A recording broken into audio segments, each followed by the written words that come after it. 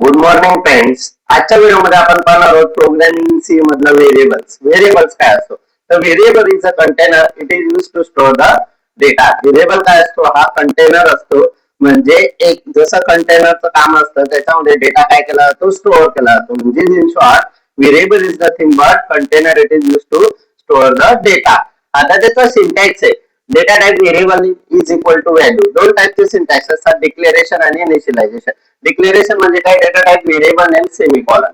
हे आपण युजर कडून घेतो तर ते डिक्लेरेशन असतं. आणि इनिशियलायझेशन म्हणजे काय? इज इक्वल टू ऑपरेटर असते, म्हणजे व्हॅल्यू फिक्स असेल. फॉर एक्झाम्पल पहा, आता इथं अगोदर सिंटॅक्स को data type variable name is equal to value. Is equal to आला म्हणजे काय सांगितलं मी? इनिशियलायझेशन. Fix value. आणि इनिशियलायझेशन म्हणजे इज इक्वल टू नसेल, for example data type variable name semicolon असेल तर तो काय असेल? डिक्लेरेशन. आता एक एक्झाम्पल पाहूया आपण. Integer a is equal to 10. 10 काय आहे? व्हॅल्यू आहे. कशामध्ये स्टोअर होते? a. a is nothing but the variable name.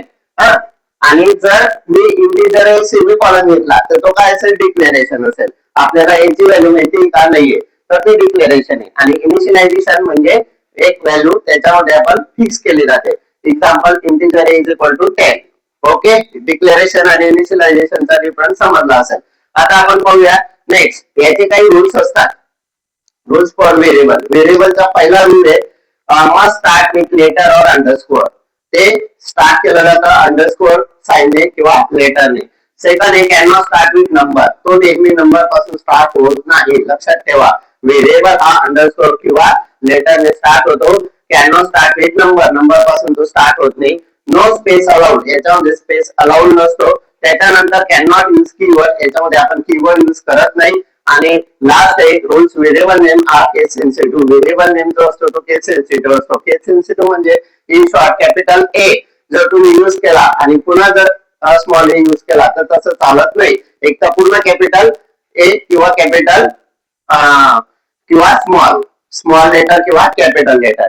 तर व्हेरिएबल नेम हा केस सेन्सिटिव्ह, त्याला आपण केस सेन्सिटिव्ह म्हणतो. म्हणजे जर कॅपिटल ए घेतला तर त्याचं मिनिंग वेगळं होऊन जाईल, स्मॉल ए घेतला तर त्याचं मिनिंग वेगळं होईल. म्हणून ती लँग्वेज ही केस सेन्सिटिव्ह व्हेरिएबल मध्ये. एक्झाम्पल घेतला आता ए ची व्हॅल्यू 5 प्रिंट करायची. सिंपल.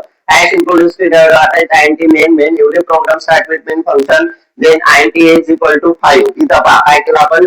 व्हेरिएबल काय केलं? डिक्लेअर केले का बरं? नाही. इथं काय केलं? व्हेरिएबल आपण इनिशियलाइज केलं. int a is equal to 5. 5 कशामध्ये निघाली? a मध्ये. a is nothing but variable name. What is my variable? Variable is a container. It is used to store the value. Then printf. Printf is nothing but output statement. आणि एवढी statement close with semicolon. त्याच्यानंतर %d double coat comma a. a मध्ये value a काय होती? 5. 5 कशामध्ये झाला? a मध्ये. Printf output statement आहे म्हणून इथं काय प्रिंट झाली? 5. 5 रिटर्न 0 काय घेतला? int मेन होतं म्हणून. त्याच्यानंतर आउटपुट काय मिळालं? आपल्याला 5 मिळालं. ओके, समजला?